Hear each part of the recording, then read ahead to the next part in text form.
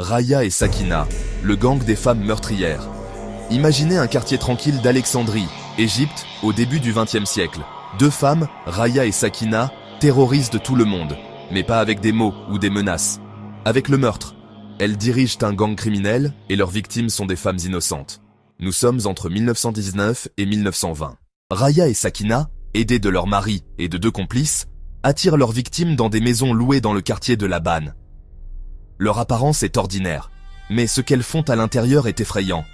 Elles jouent avec leurs victimes comme des proies, un verre offert, quelques paroles aimables, et la victime ne se rend même pas compte du danger. Les meurtres. Une fois que la victime est isolée et vulnérable, les complices frappent. Elles étranglent leurs victimes, les tuant silencieusement. Puis, pour cacher leurs crimes, elles enterraient les corps sous le carrelage des maisons. Pendant presque un an, le gang continue, et personne ne se doute de rien, jusqu'à ce que les disparitions deviennent trop nombreuses. Découverte et arrestation.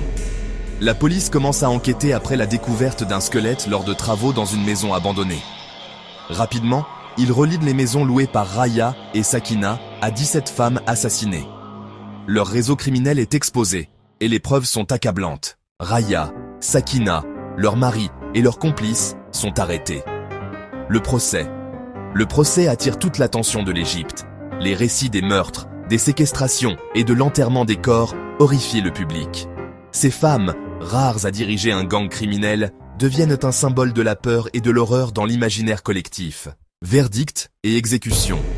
Le 21 décembre 1921, Raya et Sakina sont pendus. Leurs maris sont exécutés le lendemain. C'est un événement historique.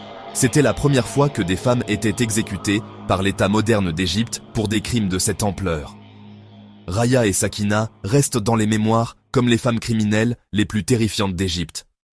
Leurs crimes ont inspiré des livres, des films et des pièces de théâtre.